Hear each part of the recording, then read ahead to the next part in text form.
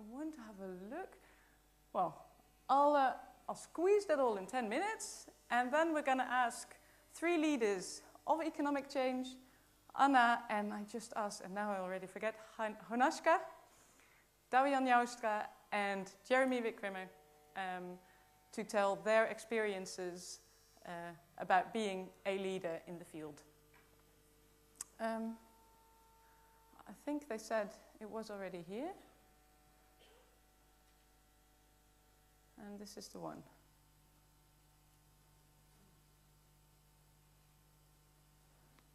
The art of transition. The art of transition. Wonderful. 10 past. Why is this an art? I will tell you. As you can see, there's a field there. Nobody knows what's the inside, nobody knows what's the outside. What is the right side of the coin, what's the left side of the coin, to keep the economic language going. But both are important. And I want to start, what's this? HP Connection Manager. Doesn't bother me. A distinction that very few people make, and that's a distinction between economics and economy. If you listen to people talking about the new economics, the new economy, it's used interchangeably, but they're radically different things. And actually, the way you think about them are, and the way you act in them are very different too. Oh, something came down the stairs. So there's economics, and there's the economy. There's weird things happening here. Is that you? No. Think about that. Brilliant. Magic. Anyways, there's economics and there's economy. As I do with the students always, I want to do a tiny, tiny visualization. So I ask you to close your eyes for a moment and position yourself on the world, this big bowl that you've seen pictures of. And then move backward, backward, backward, and look at the world and look at humanity. See humanity move. See people walk around and move and love each other and kick each other, fight each other in the street, take care of each other. You look at humanity. Now zoom back, with your feet on the ground,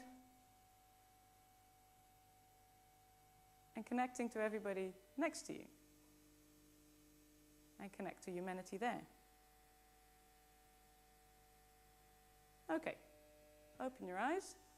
There's a looking at humanity, and there's a being humanity. There's a looking at the economy, which is economics, and there's being the economy, which is being part of this all the time, acting in it, participating in it. Or as I would like to call it, the science and the art. The students may have seen this, but for the rest, just a big question, what is economy? Well, that depends on whose perspective you take. Some people say it's the thing that grows, or at least needs to grow, or we get seriously nervous when it doesn't grow, as Mr. Gilding has told us this morning. So we measure something, and we plot it, and that's the economy. Some people say it's the market that clears itself. A lot of economists think that way, or the World Trade Organization. They say, well, there's supply, there's demand, they together are the economy, and it has to clear itself in the equilibrium. Beautiful model. So a lot of language in our common language use actually comes from. The economy is a part of a larger unity, Trinity. Brilliant. There's a screen there that tells me what's on there as well. A larger Trinity. Environment, a social area, and an economic area. This is the way we talk about people, planet, and profit. This is the way a lot of our governments are organized. This is a social issue. That's an environmental issue. That's an economic issue. We separate them. This is social capital, this is environmental capital, this is economic capital, financial capital. It's another way of looking at what is the economy. Or we see the economy as a subsystem of society, as a subsystem of the environment, embedded systems.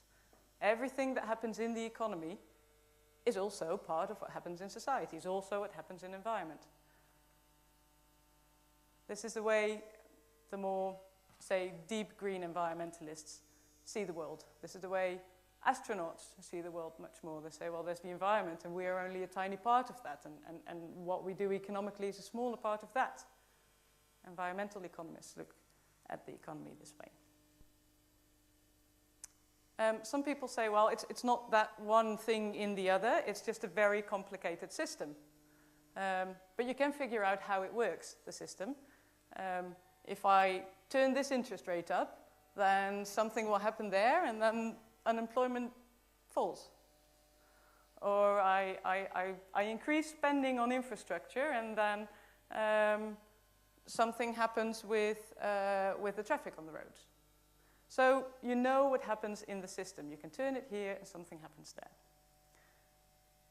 That's what a lot of systems thinkers, some systems thinkers think. And others say, well, yes, it is a system, but not mechanical. It's an organic system. It's complex and adaptive, and you never know what happens when I touch one of the points there, one of the dots there, the entire system changes. This is a more ecological, co-evolutionary approach to what the economy actually is, what type of system. We can also say, well, it's not a thing, it's a pattern of collective behavior. A natural pattern, really. So human nature has this pattern, like any other species. And we also have our daily patterns, our monthly patterns, or seasonal patterns, however fast the fashion changes. We all have a collective pattern of behavior. So, how you look at the economy and what the economy is actually informs how you see economic change.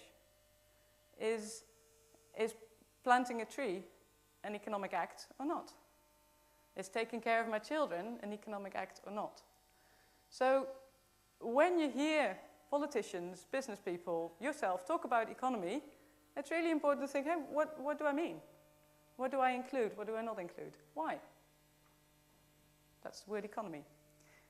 Change. How does change happen? Well, sticking to the economic model, of course.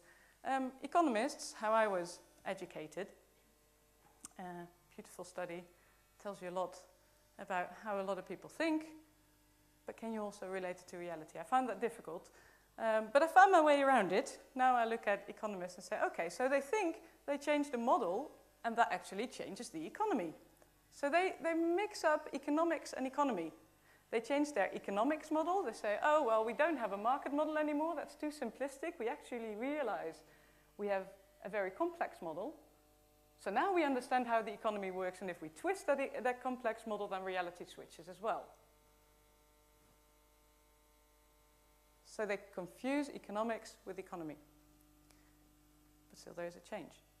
Some people say, well, there is a system, this mechanical system, and you can intervene as an outsider. So I take one of the cogs out, repair it, put it back, and the system works beautifully again. Sometimes you need to oil it. I, as an intervener, come in, oil it, and it works. Some governments, some central banks, a lot of them not, but some think, okay, that's the economy out there. We know the parameters, we know the mechanics, we just have to turn this a bit, and we just have to put a bit more oil there, and we repair the economy. Or through systems dynamics, or we are all continuously part of the system, and it changes. Everything reacts on each other. As you can see, these are 3 waves of change. There's no one equilibrium, there's no finished. If you talk about developing economies and developed economies, I always find it quite funny. Are we finished? Are we done? There's still a lot of stuff going on. So how does change happen as an internal dynamic that is never done? As some students mentioned today as well, the economy has always changed, is always changing, and will always change. I'll hurry this a bit. How does that change then happen through the system? Well, a lot of people say in waves. So there's a dominant wave, a dominant belief, as Paul Gilding called it this morning, the growth belief. This is the dominant belief. What's next? More growth. What's next year? More growth. What's next quarter? More growth. When I get a promotion, what do I get? More income. Next iPod's never going to be cheaper. It's upgraded, it's new, different color, it's going to be more expensive. So that's the way we've been thinking. However, as has shown today very clearly in different presentations and visions, we are seeing a different paradigm, a different belief existing. Whether it's the undercurrent, whether a lot of people already have the belief but only some speak out, there is a new paradigm. And where these two meet is a time of a lot of confusion. That's the circle here, where you feel the old's there, the new's there, but what's going to happen? That's why it's so exciting to be here at this point in time. And by creative destruction. So waves of change, things grow, things fall apart, just as in nature, a panarchy, things recycle, find a new form, and a new form of life, reorganization. Or sometimes, and I'm not going to bother you too much with this, through repetition of simple local rules. Very complex systems actually often have very simple local rules. Only the fact that these simple local rules work everywhere creates a global dynamic that may look very complex, and actually a continuously changing system. Actually, I'll show you this because it's beautiful. That's how a lot of change happens in nature, fractal change and fractal development. Well, then how to make change?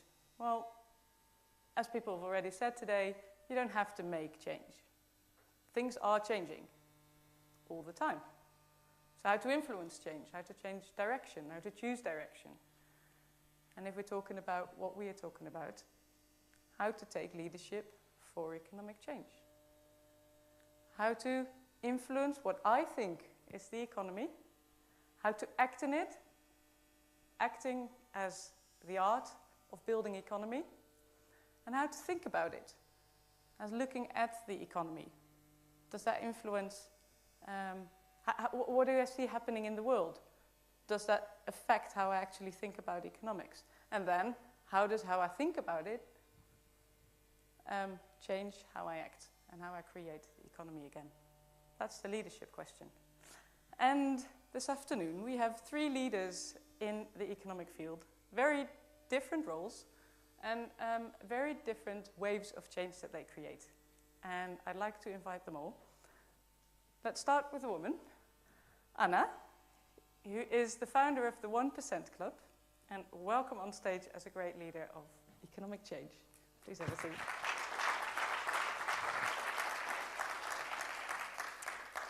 Douwe Jan Joustra, who works at One Planet Architects and knows everything about cradle-to-cradle cyclical economy. And, what was it again? Not the matter, but the value of what we're using. The performance-based economy. Thank you. And our third guest, absolutely. And our third guest, Jeremy, who founded the company Ideal Media. And Ideal Media, please have a seat.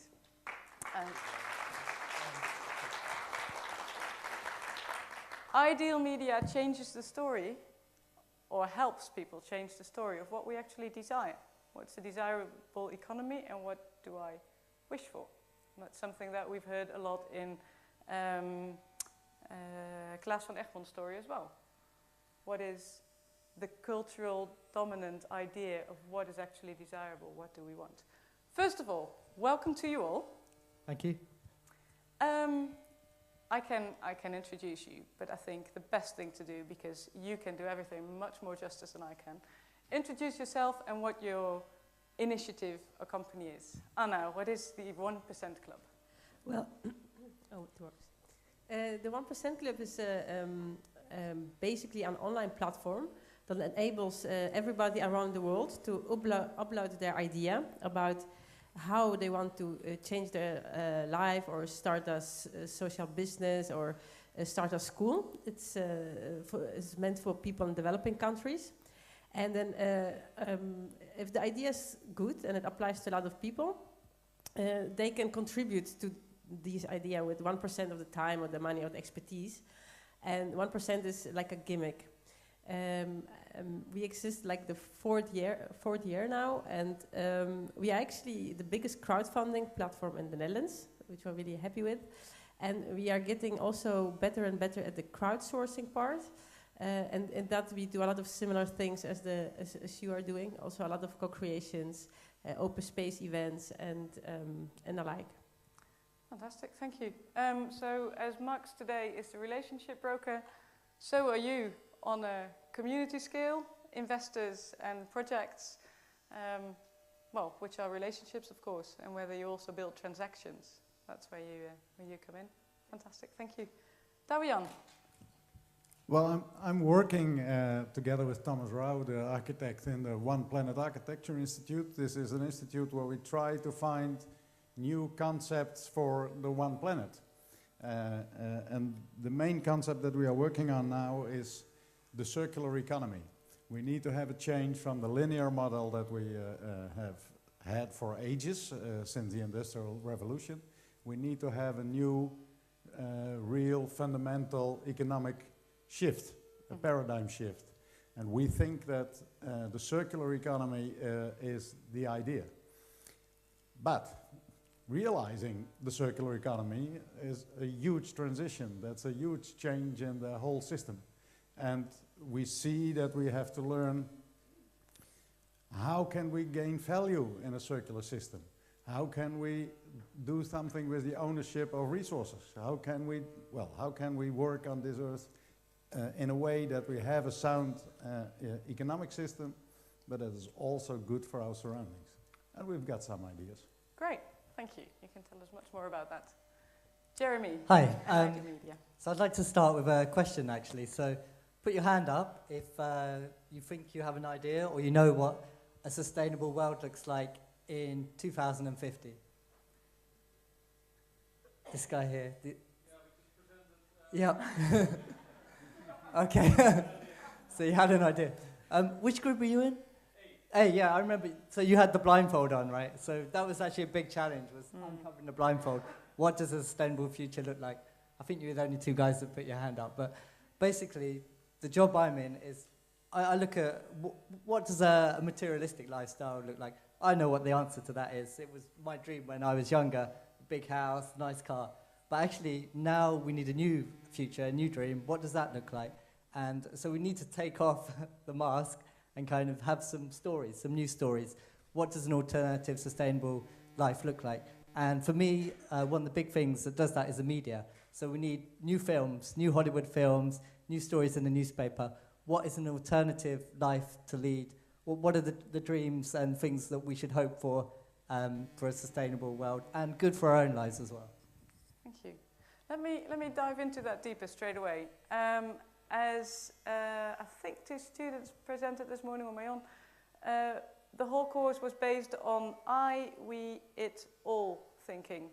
So there's integral change at all levels at the same time. Jeremy, you talk about changing the story and changing the desire. When did the change happen for you on the I level? Okay. Yeah, so like I just said, when I was at school, when I was younger, I had a pretty conventional dream of my life. I want to have a nice job, study hard, then I can buy a big, nice house, get a car, nice family. Nothing really strange about that. It was the dream everyone I was at school had. It was the dream that was in the media, the parents wanted. But now it's 2012, and I realized my dream was the 1980s dream. It's not, it's not a 2012 dream. So now I'm thinking, okay, I want to live a sustainable life. I want to live in a peaceful world, and trying to think, what does that look like? And one of the things I look at is the films I see and the newspapers I see, and they don't tell me that story. And so my challenge to the media and the people that are creating the media is, okay, tell us something different, please. Tell us a sustainable life, tell us some new stories, so we can start to work towards them. Well, Max introduced it this morning to Ode magazine as well, also saying, well, we want to bring the good news, not only the bad news. Actually have an alternative, an imaginative alternative for what we're working towards. What type of people do you invite into your story? And how willing are they? As in the people that are creating the story, you mean? Or The new filmmakers or yeah, it can be filmmakers, artists, journalists, anyone that's creating media content. So a blogger, people that are uploading YouTube videos. The media knows it has an effect, it has an impact, because of the media is used to sell us stuff, it's used to entertain us things. And so you have a responsibility if you're creating media content. So you've got to think, what is the intention behind that creation? Is it just a shock? Is it to sell a newspaper? Is it to entertain? And I think if you're a journalist, you've got to think, what is the impact? And for me, transformational media, which creates positive impact, starts off from the intention. It starts off from the intention of the person that's writing or producing that film. What do I want to create through this film? And if it's sustainability, then that will come naturally if you start from that positive intention, I think. Fantastic. I hear you say intention and bringing people in, having an invitation. Invitation is very much your theory of change. Can you explain a bit more how that works? Well, it was not so much an invitation. Well, my background is when I was studying, I had the opportunity, perhaps similar like this one for you guys. I was one of the youth representatives to the United Nations, the General Assembly. And what you see there is like lots and lots of people that are really involved in making the world a little bit better, at least in some of the commissions, like the Social Commission for Development and the Sustainable Commissions. But the thing you saw there was also like a lot of frustrations among the people that were dealing with it. And for me, it was mainly because of the big distance between their work and the thing that happens elsewhere. And I also see it in a lot of other organizations. A lot of people go working for big NGOs and they're really idealistic and they really want to change something, but then they end up writing endless reports and talking about indicators of the outcome of the input of the whatever. And in the end, nobody knows what actually been done, if it was the best thing or not.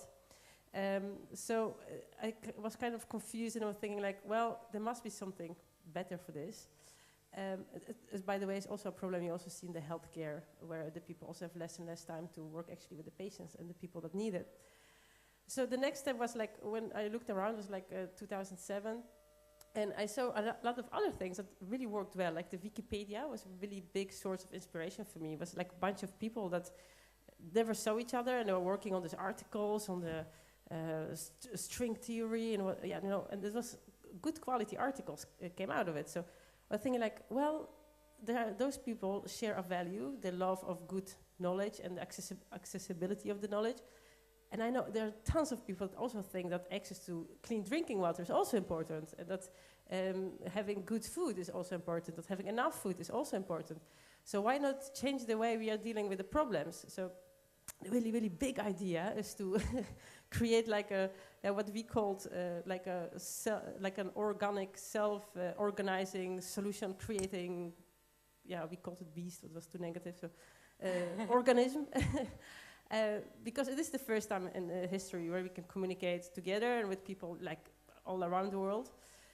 So that was actually the idea, and we called it back then International Cooperation 2.0, and then it was cool, but now we have to figure something out. But if you want to know something more, you can grab one of those little green books that's outside, and so we explain the new theory. And how has the beast been developing? Well, has it grown? Has it?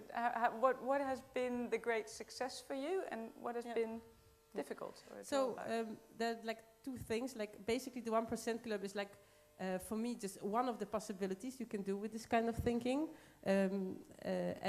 We started with small-scale projects. Because there are like two of us working from a kitchen table, so that's something we could easily do. Our network is consisting now of almost 10,000 people. So if you want to join, we can reach the 10,000 people like this week. It would be great. So that's a huge success, and we also have like a community that's less active, like almost 25,000 people. And we already like funded 265 of those projects. And right now we're kind of measuring how many hours and stuff was also included in that. But I think that's a kind of a success.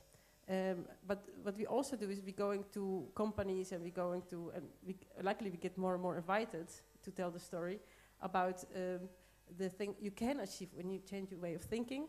And just to give like a small example, if you have like a traditional NGO and they have like a goal to provide access to clean drinking water in Mali, but they only have 2 people and only have like a budget of 100,000 euro. You're not going to do it with 100,000 euro and 2 people. But so we'd like to, change it, You say like, wow, I already have 2 people. I already have 1,000 euro. Who else is out there working on the clean drinking water in Mali? Fantastic. And it sounds like a really, obvious thing, but it's not the way it works because the budgets are really closed and you have to know in advance what's going to be in 3 years' time, etc., etc. So. Thank you. That's a topic we've been talking about a lot in the course, value, and what do we think has value, and how do we actually perceive it? Is it a lot? Is it limiting that budget, or is it a great start and we can build on it?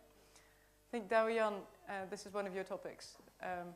How do we actually see the matter, and what can you do with it? Can you explain a bit more what that means to you?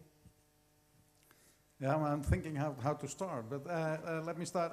I've been working on the natural step, a thermodynamic approach.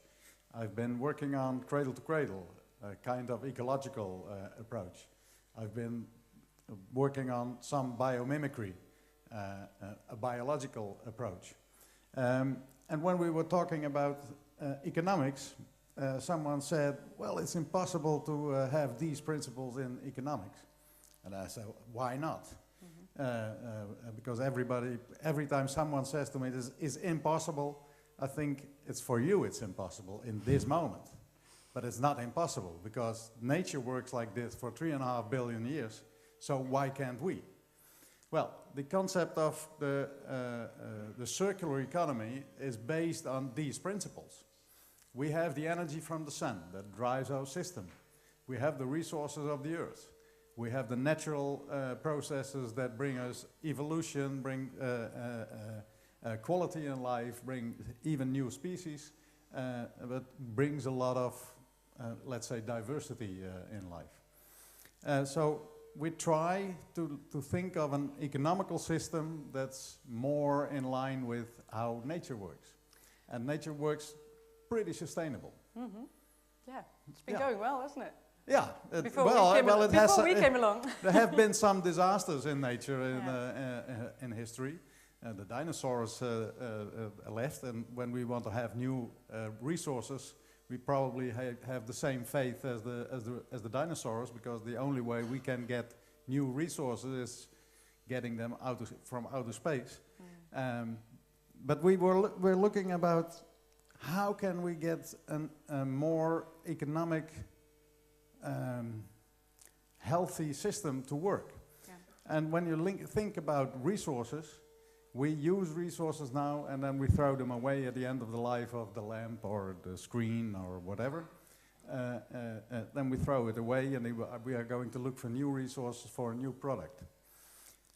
And how is this possible? This is because when you go to a shop and you want light, what you do is buy a lamp, and you're our owner of a lamp. The shop doesn't provide you light. You need to do something, and then you get the light. But I don't need to own a lamp. I just want to have light on my table. Let's say 1,500 hours a year, 500 lux light on my table. That's what I'm looking for. So this is the idea that we took for our office. And we started redecorating it with the companies, and we said we don't want to own anything. We are an office with consultants and architects, so why do we need to own chairs or lamps or whatever? So we want working places, we want light, we want a comfortable floor, we want a good toilet, we want, well, all of them. So we went to the producers and we said, we just want to have the performance. Mm-hmm. You're crazy. No, we said, we're not crazy, we have an idea, but we do want to realize it. and we think we can be a laboratory for you for maybe a new economic model. And maybe we are crazy, and then after 5 years you can say bye-bye. But maybe we have an idea that is something new, really new. What I really like about the three of you is you're doing something that others say either it's impossible or it doesn't have enough impact, it might be too small, but you believe actually that small has a massive impact. Or you actually turn around the value perception. Is it the light bulb that is the value, or is it the light that gives the value? So actually all of you are the story changers. What do we need? And then I ask the media man, of course.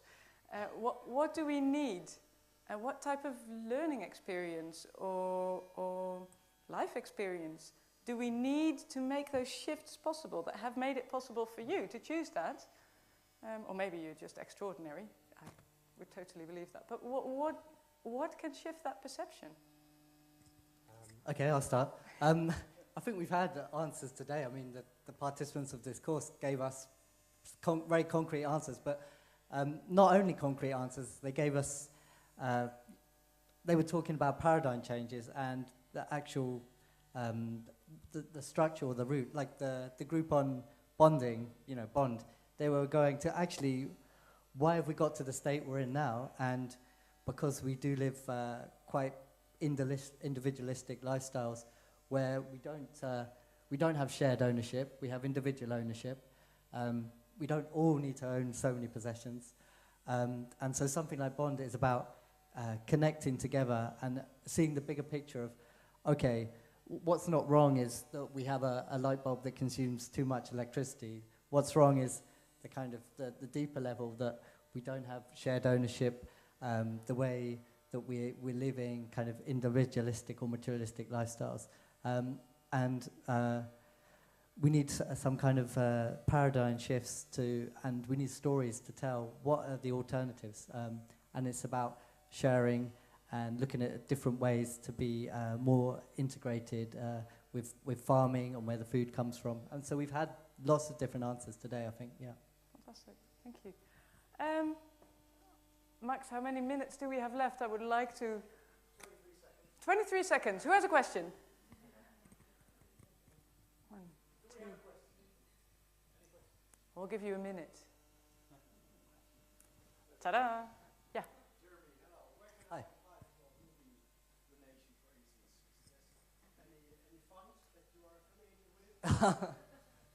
Straight to the point. Let me see what I've got. So, what's your film about? It's about sustainability. Okay. Fiction movie. Any volunteers to support that film? We can put it on 1% and crowdfund it. Yeah.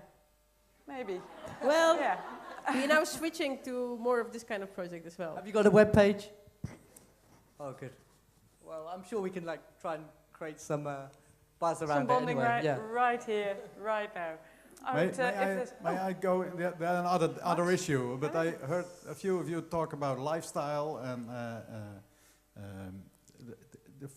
one of the things we really think that we should change in our language around sustainable development is talk too much about lifestyles, because that's a moral appeal on people.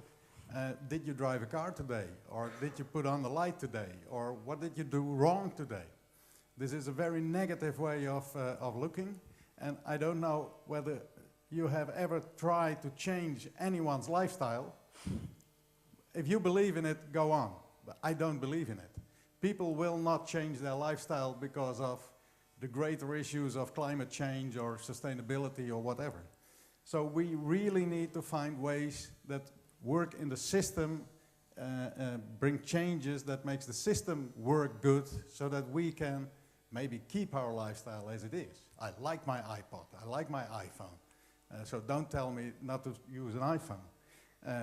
But tell me, how can I make a contract with Apple that they will take the iPhone back when they have a new one and use the resources again to make a new iPhone of it.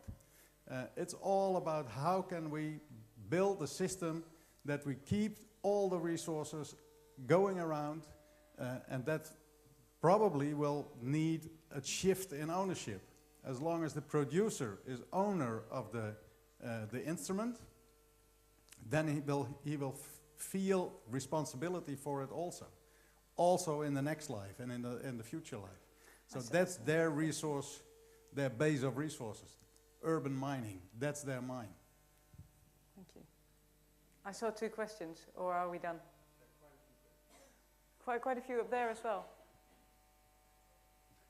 Elena, I mean, the starter of this project, please.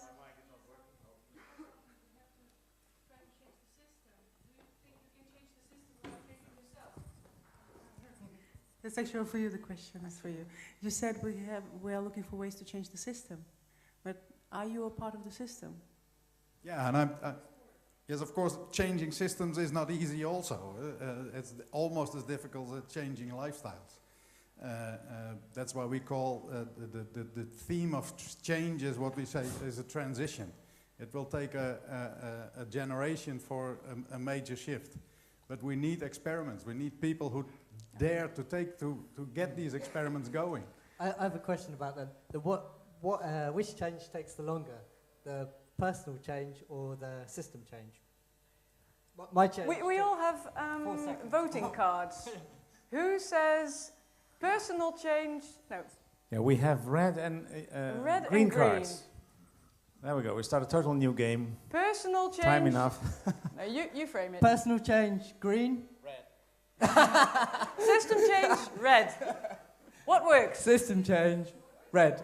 System change Which red, takes personal longer? change green. You can't put up both I cards. forgot the question. They happen simultaneously. It's a non-question. So which takes longer, to change yourself or to change the system?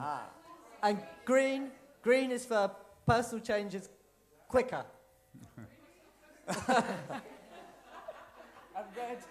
Red. Red is system changes quicker. Can we have one, Max? Can we have one answer from each? Okay, where do we have a red one? A red one. Someone who believes the system changes faster, if I'm well informed. Do you think so? I think Okay, it gives me. Yeah? Okay. yeah. I think But there in is- this group, we already changed our personal system. But I think if all the people in the world would now choose to a better world and change their lifestyles, then I think the system changes very quick. Going to happen. Changes overnight, it takes 1 day then. But Yeah, may I ask a question to the audience? Because the changes are already happening, but they are not really in your lifestyle, but it's in the way you do your life. For instance, who wants to be able to travel? Everybody. Who wants to be able to own a car? 10. Just 10 of them. Who wants to have the ability to use a car? Yeah, the change is already there. You don't need to own a car to use a car. And that's what we really have to go to. That's What do you experience in practice about that? Yeah. The shift Sorry? of ownership. What do you experience in practice, the concept of shifting ownership in your company? Is it difficult? No, it's difficult to get the companies going like that. But when we did it, for instance, we use 40% less energy now, because the provider of the lamp is very keen on our behavior on energy. He's very keen on bringing the newest lamps, because he pays the electricity bill. We don't. We just pay for the light. So he has the incentives on bringing major changes in our lighting system.